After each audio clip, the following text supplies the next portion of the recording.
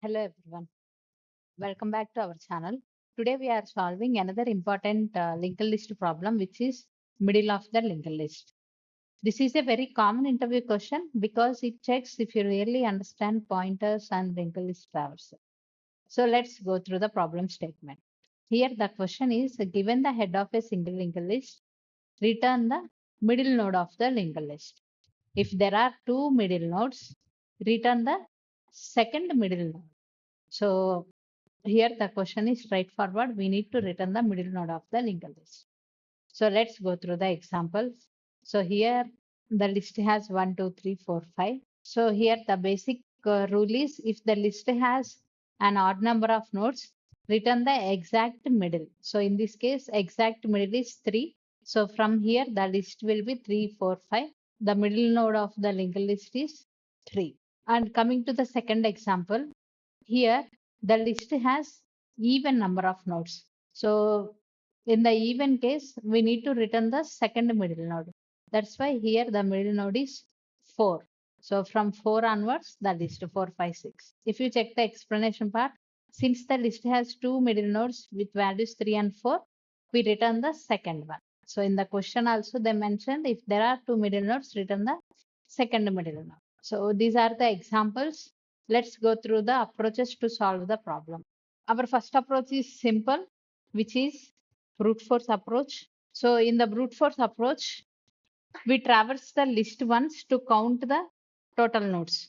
So here we traverse the list and count. So if you count the nodes, we have 5 nodes. And then we do divided by 2 to get the middle node. So which is 2. So here our second node is 0, 1, 2, which is 3. So after getting the middle node, we traverse again n by 2 steps and then return the list. So this is a quite straightforward approach, but the problem with this approach is it takes time complexity is O of n and space complexity is O of 1. We are not taking any extra space.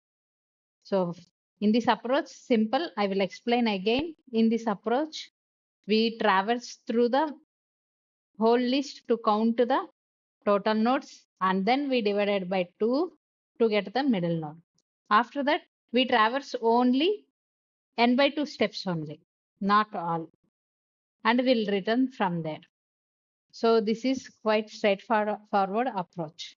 So let's discuss another efficient approach. So our second approach is two-pointer approach. So here we are going to take 2 pointers. One is fast and another is slow.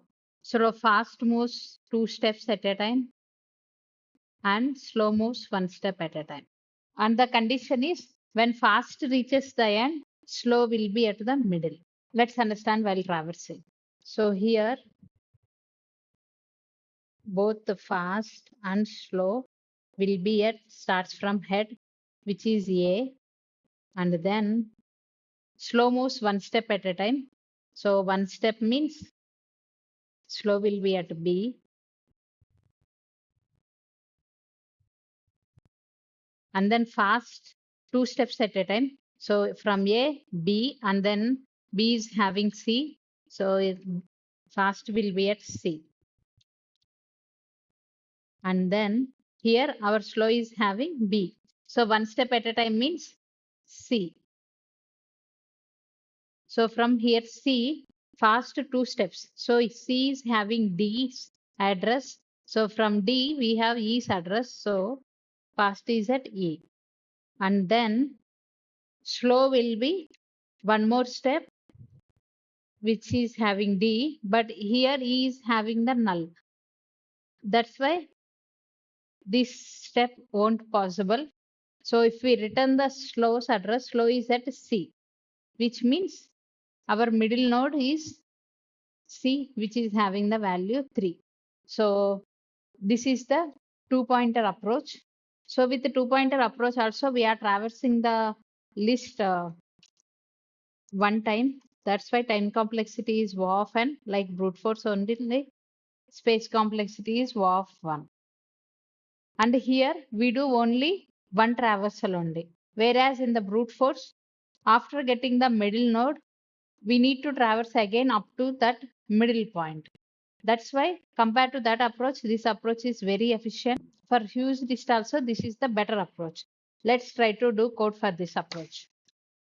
So here I am going to take 2 pointers. One is slow and another is fast. Both are starts from head. So here our rule is we need to check our fast or fast next. Both are not null. If not null, just move one step at a time for slow and 2 steps for fast. And in the end, we need to return slow. So this is the simple approach. Let's try to run this code. Yeah, our solution got accepted. Let's try to submit this one.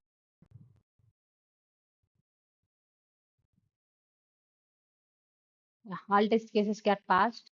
I hope you understood the problem clearly.